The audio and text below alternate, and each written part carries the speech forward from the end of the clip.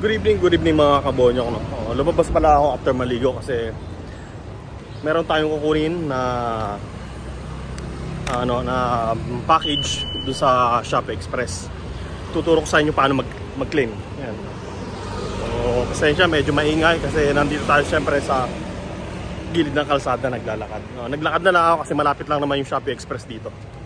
Okay, tapos tuturo ko sa inyo paano mag-claim ng package sa Shopee Express.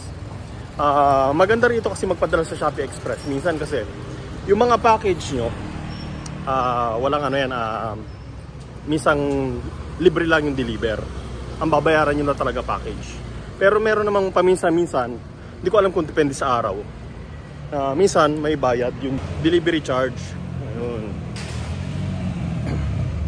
Pero itong kukunin ko ngayon parang meron siyang delivery charge parang 45. Pero kasi dati kung mag-claim kayo sa 7-Eleven, maximum 60 talaga. Pero minsan pag dito ako nagpapadala sa Shopee Express, minsan yung 0 yung delivery charge. Kaya dito yung pinipili ko. Minsan naman meron 45. Okay, malapit na tayo. So update ako sa yung pagdating doon. Ayun pala mga kabonyok, no? Update pala. Yung pupuntahin ko palang Shopee Express, automated na siya. Yung input yung cellphone number, tapos hulog kayo ng pera, tapos magbubukas yung box nyo. Pero merong ibang Shopee Express na meron pa rin nagbabantay ng tao. Yung sila pa rin yung mag-aabot ng package. Kaya ito papakita ko sa inyo.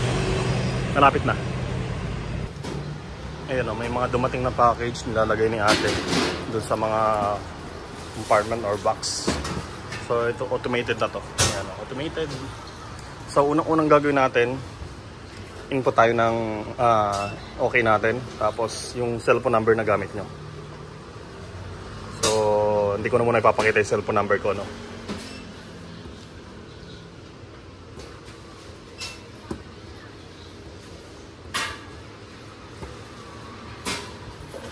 Ayun, yung package natin halagang 1343. Ayun, tapos hulog tayo ng pera. Oops.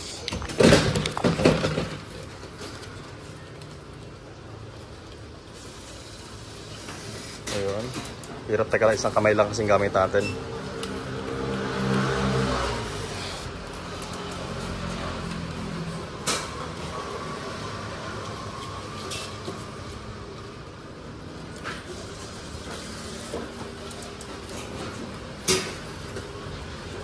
Tapos, siyempre meron nilagay ng coins. Maglagay tayo ng coins kasi meron tayong butal na 43. So, lagay tayong 50 NT.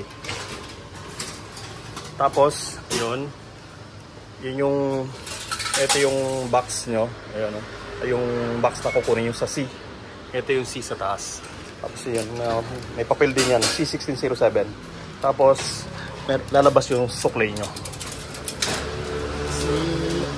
C1607. So yung C16 ayun nasa dulo. Automatic yung magbubukas. Ayun. Ayun. Yan, C1607. Tapos kunin nyo lang yung package nyo. Ayun. Ganyan kalaki yung package ko. Ayun. Maganda rito sa mga automated. Kasi hindi na kayo, kahit 24 hours na open to, ayun, kahit anong oras nyo i-claim yung package nyo, ayun, pwede. Ayun. Tapos secure na secure rito. Ayun, may mga camera. Talagang hindi mo pati madadaya. Hindi magbubukas yung package nyo hanggang hindi nyo binabayaran na kompleto.